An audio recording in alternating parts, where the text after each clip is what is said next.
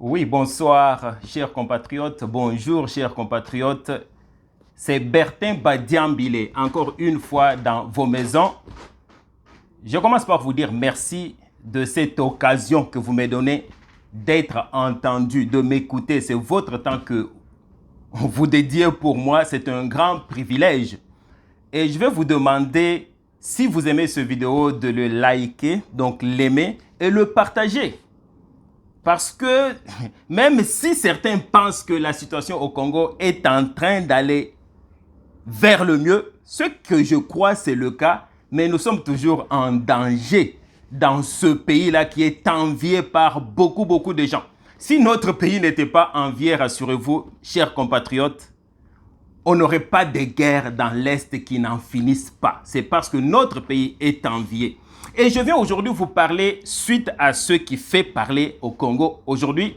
Entre autres, nous avons beaucoup de sujets, mais la sortie médiatique de notre compatriote, il est notre compatriote, le président Katumbi.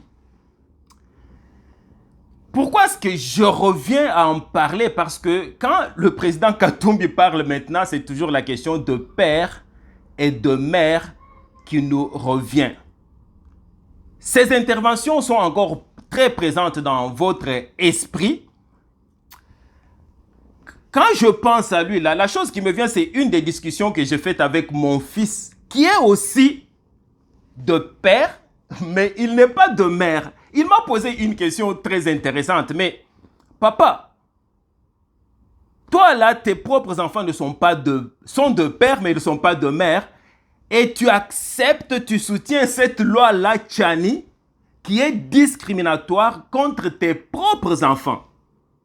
J'ai réfléchi quelques instants et j'ai dit à mon fils, tu sais quoi, certaines lois-là, on ne doit pas les voir toujours en fonction de soi, de ses enfants, de ses parents. Nous devons le voir toujours en fonction, tout d'abord, de la patrie, du pays. Voir dans l'ensemble, si j'exclus mes propres enfants, si j'exclus mes voisins, tous ceux que je connais, est-ce que c'est une loi que je peux toujours continuer à soutenir, oui ou non? Si c'est oui, alors je dois continuer à soutenir cette loi-là. L'exemple que je lui ai donné là, c'est comme si je verrouillais les portes de la maison alors que toi tu es dehors, alors que toi-même je suppose que tu as le droit d'entrer.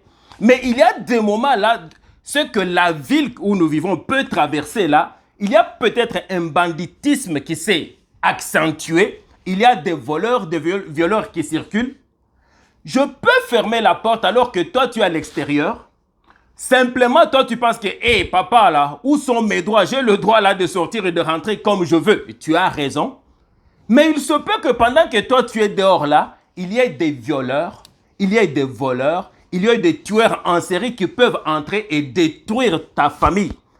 Est-ce que si ta famille est détruite, vas-tu encore réclamer tes droits ou tu vas regretter le restant de ta vie parce que tu as voulu exercer ce droit-là? Donc, pour un peu mettre de la chair sur cette réflexion-là, dans notre cas, parce que beaucoup de nos compatriotes, évidemment, on ne voit que Katumbi, ce qui est vrai parce que c'est le camp Katumbi qui a soulevé cette question. Tout d'abord, supposons même que Katumbi c'est un bon candidat qui ferait beaucoup de bien à ce pays. Mais le fait d'ouvrir cela, de ne pas verrouiller, qui nous dit qu'un violeur, Katumbi n'est pas violeur, n'est pas voleur, supposons, n'est pas tueur, mais on a ouvert tout de même les portes comme si pendant la nuit j'ai laissé la porte ouverte pour que mon fils parce qu'il a droit d'entrer. Imaginons par exemple, parce qu'on ne peut pas mettre en doute le fait que l'Est du pays, le Congo, est l'envie de toute l'humanité. Là. Il n'y a pas de doute sur ça. Comme je disais au début, sinon on n'aurait pas cette guerre-là qui n'en finit pas dans l'Est. Sinon, on n'aurait pas toutes ces multinationales-là qui, n'est-ce pas, nous considèrent comme une vraie proie facile là. Et donc, supposons maintenant que, est-ce qu'il y a des gens plus riches que Katumbi dans ce monde? Évidemment. Prenons des Chinois qui voient que, hey, si c'est ouvert cette loi-là pour Katumbi, et nous voulons ce pays, nous savons que la Chine est en train de compétitionner avec les États-Unis sur le plan mondial. Ils veulent être la première puissance, et d'ailleurs ils le sont déjà sur différents points de vue, peut-être pas sur le point de vue militaire, et qu'ils disent, hey, parmi notre monde là qui nous est fidèle, nous connaissons, appelons-le You, n'est-ce pas? You, sa maman est congolaise, son père est chinois. Vous savez quoi? Nous avons de l'argent.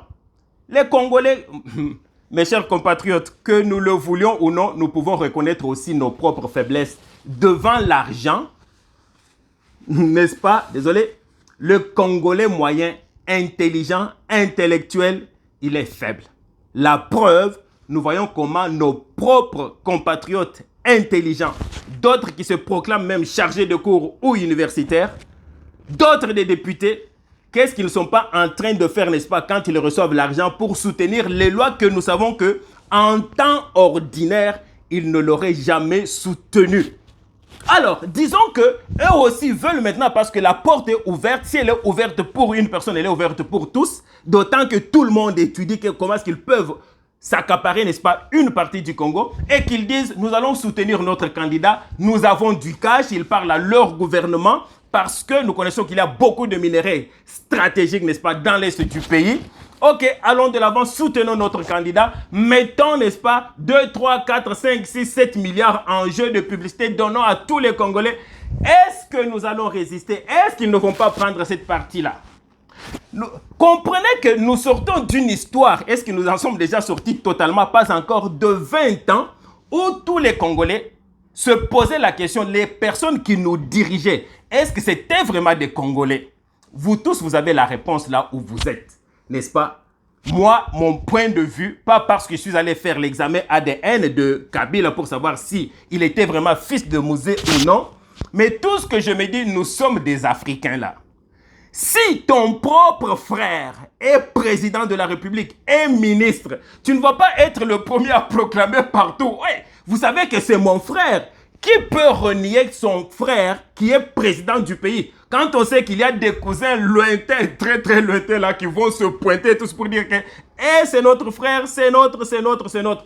Comment expliquer que les enfants biologiques, ceux qui sont reconnus de Mouzé, les Ibrahim, les Étienne, renient Kabila qui est leur propre frère? Donc nous savons déjà que, et puis partant de ce que vous tous vous savez, que ce n'était pas leur frère. Nous savons qu'est-ce que nous avons vécu pendant 20 ans, où nous étions dirigés par quelqu'un qui n'était pas réputé être congolais. Et dans ce cas-là, ni de père ni de mère. Alors quand tu as déjà été mordu par un lion là, ce n'est pas le temps de commencer à dire « Ah, mais ça c'est juste un petit chien là, ce n'est pas dangereux. » Non, non, on est traumatisés.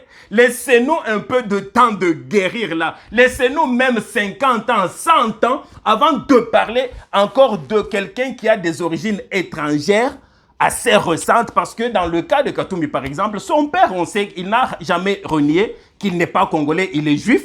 Ben, juif, ce n'est pas vraiment une nationalité, là, c'est une religion, mais il est d'origine ou italienne ou grecque, selon qu'est-ce qu'on dit. Et les questions se posent sur sa maman.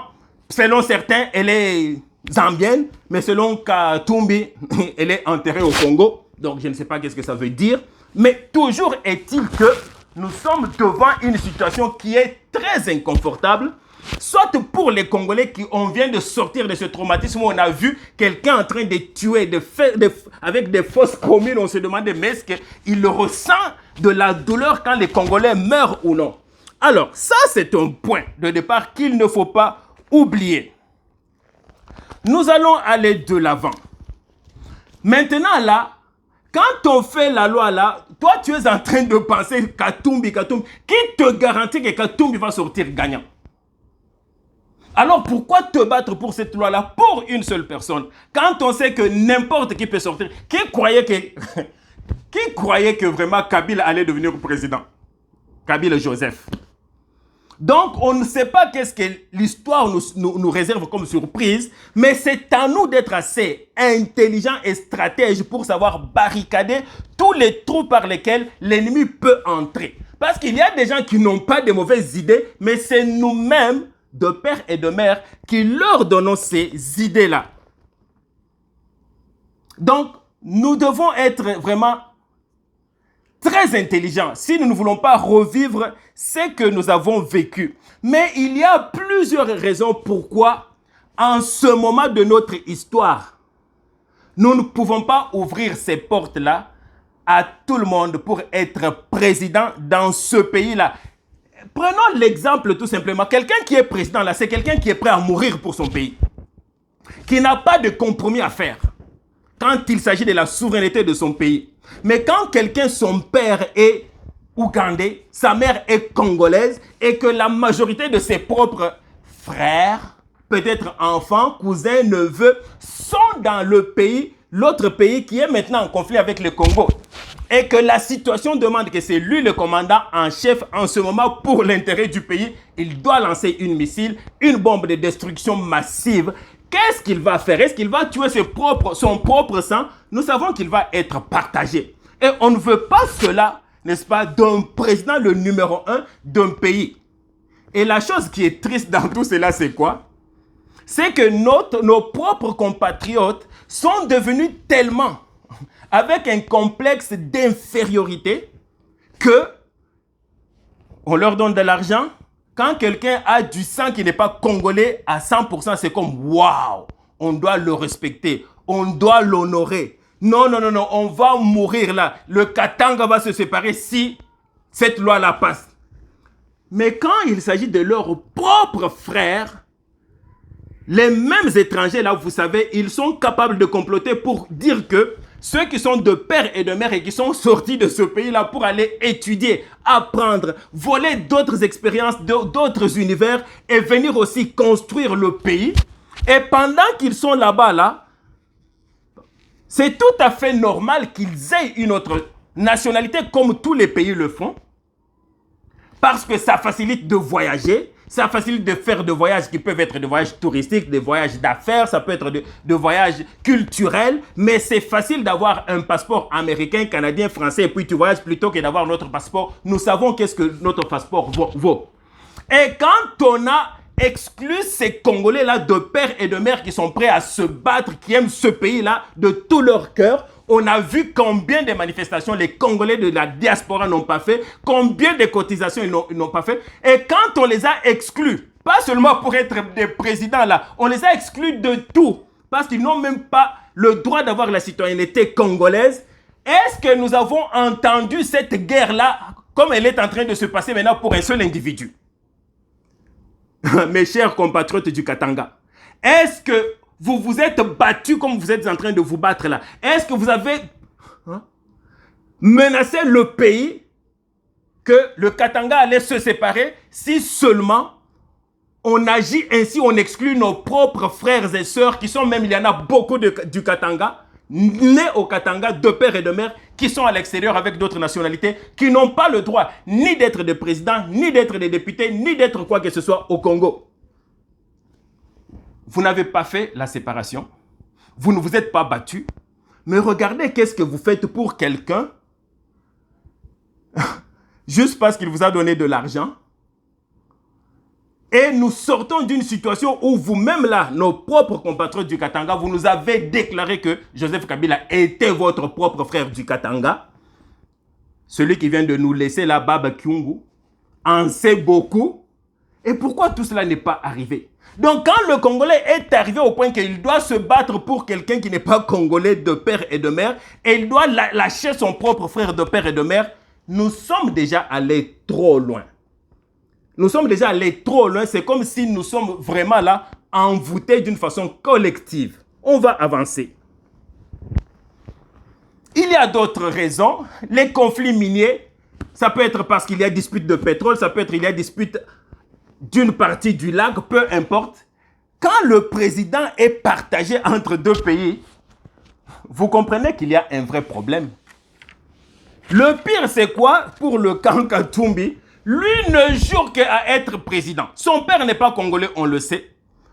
Il a eu l'opportunité d'être premier ministre. Mais non, ça c'est pour des petits Congolais là. Moi, président ou rien. Est-ce que vous ne comprenez pas qu'il y a un complot en arrière là? Quelqu'un qui vient de l'extérieur, qui refuse d'être premier ministre, qui est le chef du gouvernement, qui veut seulement être commandant en chef. il y a un problème sérieux. Ah, ce sont des discriminations, ils doivent avoir tous les privilèges que tous les Congolais ont. Mais bien sûr, ils ont tous les privilèges que tous les Congolais ont. Est-ce que tous les Congolais vont devenir des présidents de la République?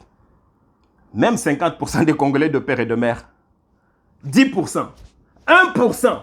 Ils ne vont jamais le devenir. C'est peut-être 0,0001% qui pourrait devenir commandant en chef. La preuve, c'est que depuis l'indépendance jusqu'à aujourd'hui, là, sur des centaines et des centaines de millions de Congolais qui sont déjà morts, qui sont vivants aujourd'hui, il n'y a eu que Kasavubu, Mobutu, le vieux Kabila, le deuxième Kabila, et Tshisekedi, 5 seulement. C'est quoi le pourcentage 5 par rapport à tous ces millions qui sont déjà partis là? Donc, en général, là, la question ne devrait même pas se poser si on regarde la probabilité que Katoum même devienne président. Ou qu'un Congolais de père seulement, qui n'est pas de mère, devienne président. Ah, c'est leur privilège, mais on oublie une chose très importante, que déjà eux là aussi, qui sont de moitié-moitié là, ont beaucoup de privilèges que le Congolais de père et de mère n'a pas. Alors pourquoi ne pas aussi accepter que de père et de mère ait certains privilèges? Si au Congo, là, il y a une guerre, quelque chose, et puis c'est insupportable, là, nous avons beaucoup de nos compatriotes, peut-être plus de 90%, qui n'ont aucun endroit où aller. Parce qu'ils n'ont jamais été à l'extérieur, ils n'ont pas de résidence à l'extérieur, ils n'ont peut-être plus de 95%. Mais ceux qui sont de père, ou moitié-moitié, là, ils vont entrer dans les avions, aller chez eux. S'ils sont français, leur père est français, ils vont aller en France. Si leur père est grec, ils vont aller en Grèce. Si leur père est rwandais, ils vont aller au Rwanda. Donc, ils ont déjà des privilèges aussi, en tant que tel que le Congolais, n'est-ce pas, de père et de mère, n'a pas.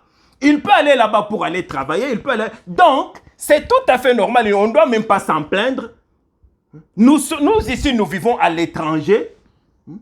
Nous avons déjà acquis les nationalités des pays étrangers. Mais est-ce que nous pouvons devenir un président chez eux? Non. La loi ne nous permet pas.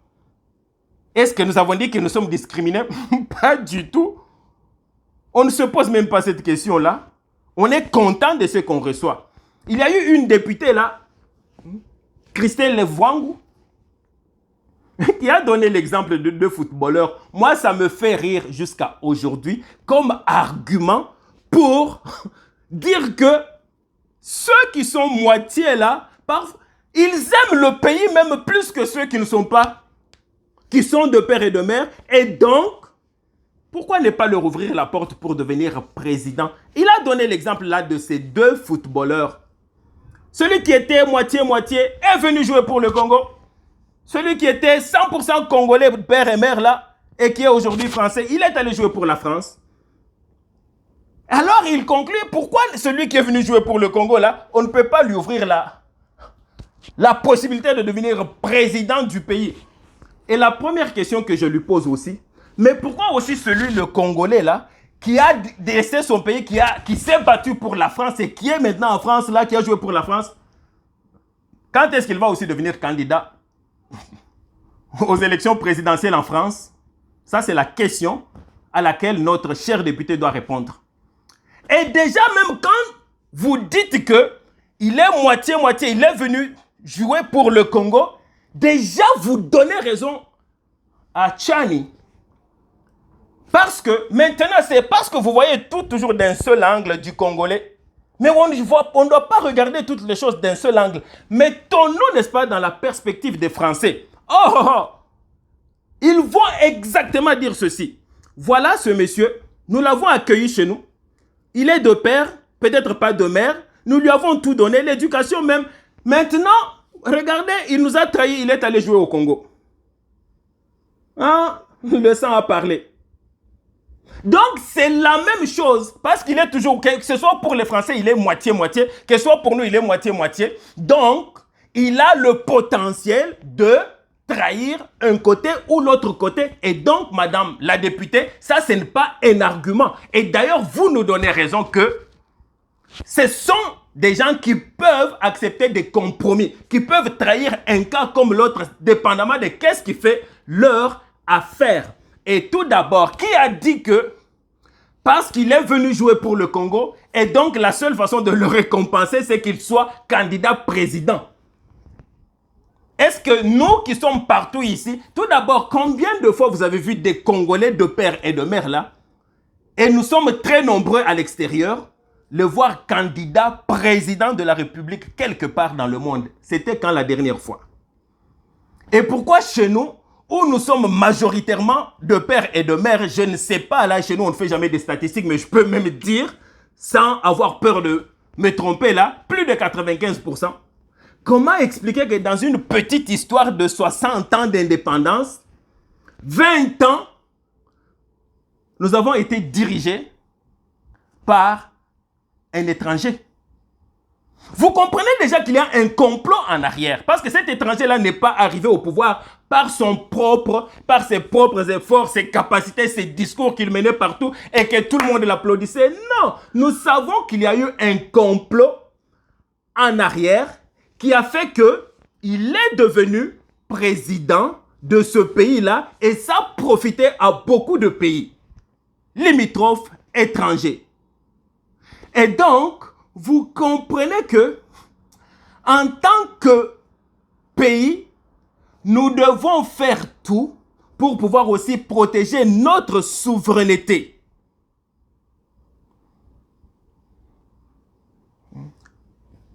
Quand on parle, parce que ça c'était notre cher député qui a parlé des institutions. Ce qu'il nous faut, ce n'est pas des lois qui vont verrouiller certaines fonctions de souveraineté, mais il faut avoir des très fortes institutions. Pardon. Chers députés, vous avez raison. Vous avez raison. Mais quand est-ce que en République démocratique du Congo, nous allons avoir des institutions fortes? Quand est-ce que nous allons avoir des institutions? Est-ce que nous en avons aujourd'hui? Si on prend par exemple, prenons l'exemple des États-Unis, de la France, ces gens-là, vous pensez qu'ils ont peur de quelqu'un qui est comme de père et pas de mère d'être président chez eux? Ils n'ont pas peur parce que les institutions démocratiques sont tellement fortes que la force d'une personnalité va s'écraser devant les institutions. La preuve, nous avons Donald Trump qui voulait absolument rester à la Maison Blanche, mais il a été buté dehors. Il a essayé tout, il a même refusé de partir, mais il est parti. Parce qu'il y a déjà séparation de pouvoir là-bas. Kabila, qui n'a pas une personnalité aussi forte, aussi démonstrative que Donald Trump, est-ce qu'il est parti quand il fallait partir dans ce pays-là? Il est resté pendant littéralement 20 ans. Il n'était même pas congolais, on le sait, il n'avait même pas vraiment un soutien populaire, mais il a tenu tous les Congolais par le nez et parce que les Congolais aussi sont fragiles avec l'argent, nous nous sommes trahis entre nous et il est resté là-bas très très longtemps. Donc ne nous parlez pas d'institutions dans ce pays-là qui est en train encore de se chercher. Oui, le président Tshisekedi fait des efforts avec la justice, fait des efforts avec l'IGF pour la corruption, mais nous sommes encore à l'antiquité là. Nous ne sommes même pas même à 1/10 du chemin qu'il faut faire. La preuve, c'est que vous-même, vous êtes encore en train de dire cette justice-là est sélective. C'est peut-être vrai. Parce que si elle n'était pas sélective, on aurait déjà vu les Kabila, les Katumbi, tout le monde là serait déjà en prison. Parce qu'ils ont fait beaucoup dans ce pays-là. Je vais vous revenir avec un deuxième vidéo pour continuer nos réflexions. Je vous remercie beaucoup, chers compatriotes, de votre temps que vous m'avez accordé. N'oubliez pas, likez ce vidéo-là, abonnez-vous surtout et puis partagez. Parce que si nous ne faisons pas cela et que nous dormons sur nos lauriers, ce pays-là va partir. Parce que ceux-là qui sont derrière Katumbi, ce sont les mêmes là qui sont derrière la Senko, ce sont les mêmes là qui sont derrière la Mouka dans son ensemble. Et ça va être notre prochaine émission pour vous montrer que le danger est là. Il y en a qui facilitent Fachi béton, Fachi béton. Je crois aussi qu'il est béton, mais nous sommes encore en danger. Je vous remercie beaucoup et à très très bientôt. Merci beaucoup.